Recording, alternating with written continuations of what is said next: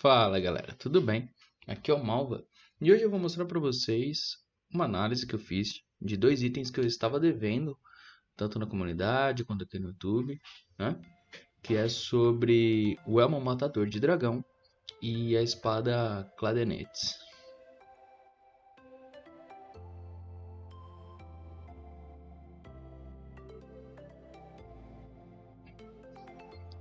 Mas antes do teste, queria mandar um salve aqui pro jovem, o Neil, que acabou me encontrando e reconhecendo lá na torre de Bifrost. Então salve aí.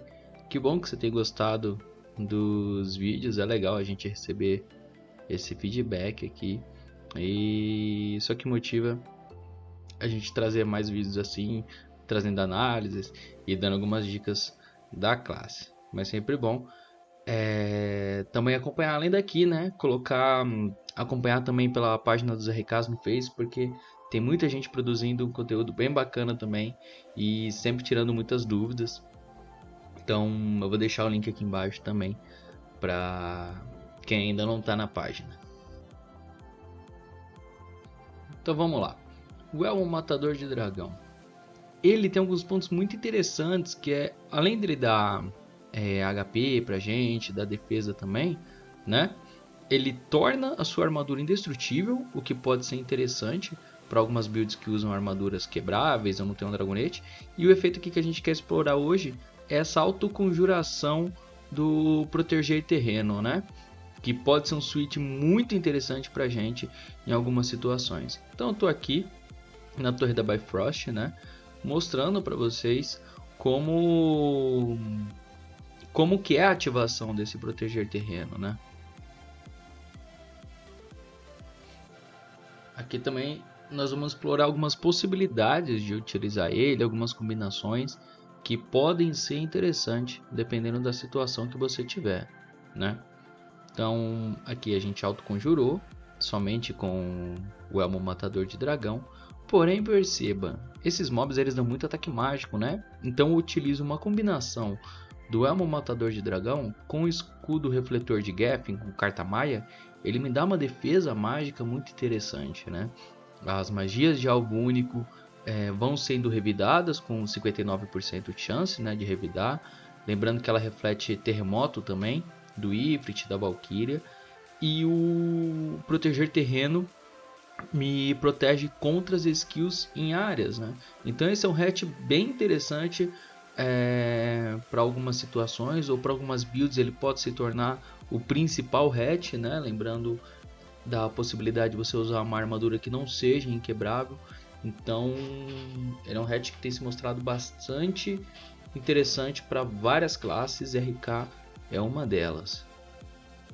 Nos testes, uma dúvida que eu fiquei foi em relação ao acúmulo de autoconjurações do proteger terreno, né? Porque, por exemplo, a carta de Tardeiros, quando ela ativa duas vezes, ela anula o proteger terreno pré-existente. Então, eu queria ver se esse efeito acontecia da mesma forma, né? Ou não, ele só renovava. Então, eu fiquei deixando ele ser ativado várias vezes para ter certeza de como é que acontece isso. E aqui, como vocês puderam ver, ele renova, ele não cancela o proteger terreno já existente. Aí, renovou de novo. O que é muito interessante, porque te permite ficar parado no mesmo lugar, sempre protegido de skills em áreas, sem a necessidade de ficar se movimentando para que um proteger terreno não destrua o outro, né? Como é, por exemplo, com a carta de Tardeiros. E aqui eu vim pro lado para ver o que acontecia se eu jogasse um proteger terreno do lado, né? Se ele criava uma nova área ou ele mudava, né? No caso ele muda, ele redireciona o proteger terreno, porém ele não cancela o proteger terreno pré-existente no mesmo lugar. Bom, galera, aqui a gente vai para a segunda parte, né, da análise, que é explicando um pouco e trazendo algumas impressões minhas sobre essa nova espada que veio pra gente, que é a Cladenettes, né? Ela, por enquanto, não tem um efeito tão impressionante pra gente, né? Mas o interessante dela é que no mais 10 ela dá esse efeito aqui que é o mesmo da Eclipse, né? Que é a redução da conjuração fixa em 70%. Aqui eu vou fazer alguns testes primeiro para testar a autoconjuração da onda psíquica, né? Que é uma skill forte. Então eu estou mostrando que ela ativa enquanto você bate. Porém, eu também estou usando o moranguinho suculento que dá reflect e o tapa-olho, né, para aumentar um pouco o meu ataque mágico, e mostrar que essa autoconjuração também acontece quando a gente reflete dano, né? Então essas coisas são interessantes para a gente ir pensando algumas possibilidades. Mas infelizmente, como era esperado, ela não ativa essa autoconjuração enquanto a gente usa o sopro, o que seria muito roubado. Mas se eu estou soprando e dando reflexão, ela vai ativar sim. Agora eu vou mostrar para vocês como é que fica o meu cast sem a Eclipse, dando a redução somente com a Cladenetes.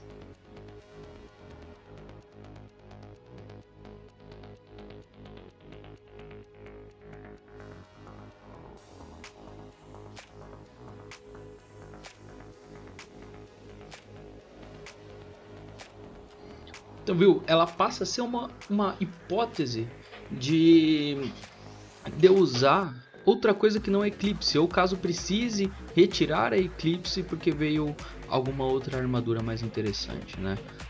Por enquanto, ela não tem muita utilidade pra gente, né? Ela passa a ser mais um switch para outras classes, enfim.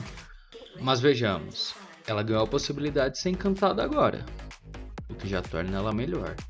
Se no evento futuro ela ganhar a possibilidade de ter mais slots, por exemplo, ficando no total com 3 slots, ela passa a ser muito mais interessante para o RK, né?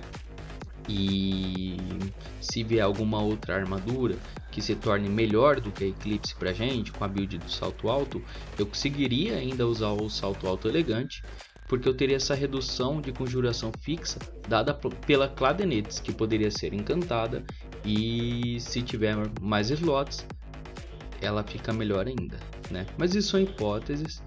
Eu até comentei no fórum lá, parece que em outros servidores não tem, mas enfim, né? É sempre uma hipótese, uma suposição que a gente pode ter em mente. Caso venha uma armadura melhor do que a Eclipse e a Cladenetes não ganhe slots, a gente tem sempre o recurso de usar a bota temporal, que é uma excelente bota, né? Ainda mais se vier novos itens, como os anéis temporais. Então, a gente tem bastante opção aí para decidir o que vai ficar melhor, o que a gente pode ou não usar.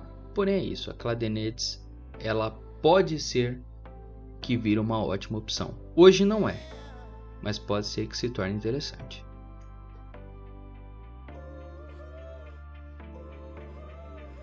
E aqui fazer um bônus, né, para o vídeo, que eu quero mostrar para vocês a diferença que faz com uma massa com 4 esqueleto arqueiro, que dá 10% de dano à distância, né, em comparação à nova massa que eu consegui, que é com 4 arqueiro imortal, que dá 12% de dano à distância, né?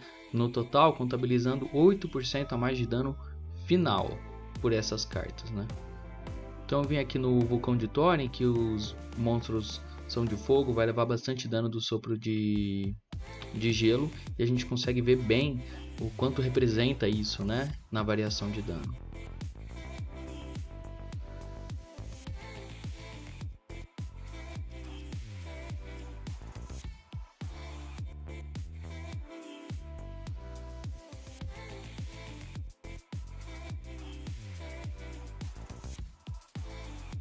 A gente viu ali que os danos ficaram mais ou menos, né, nos mobs de fogo uns 344k, e agora com a arqueira imortal a gente já passa a ver uma quantidade de dano de 359k. Então, apesar de ser só 2% em cada carta, no total dão 8% a mais de dano, e isso representa uma diferença, sabe? Isso te faz ganhar alguns segundos a mais quando está se fazendo várias instâncias com uma goma só. E enfim, é uma melhoria para build, é uma melhoria inclusive que ficou muito mais acessível agora com a carta Arqueiro Imortal vindo no álbum mágico, o que abaixou bastante o preço dela, ainda bem. Então é uma opção que se torna mais acessível de uma forma geral. E aqui só para vocês verem como é que é o dano com uma massa de sustain, né? Sem ter os modificadores da Esqueleto Arqueiro ou da Arqueiro Imortal, né? Para vocês verem o quão significa essa porcentagem a mais de dano à distância com esses equipamentos. Então é isso, galera. Espero que vocês tenham gostado do vídeo. Espero que ele tenha tirado alguma dúvida de vocês, né? E qualquer dúvida a mais, deixa aí nos comentários. Se eu souber, eu respondo. E vou deixar aqui de novo na descrição do vídeo o link para o grupo dos RKs, porque lá a gente faz várias discussões bacanas e sempre está tirando dúvida do pessoal. E é um canal melhor, né? Para a gente se comunicar. Então é isso. Obrigado. Valeu!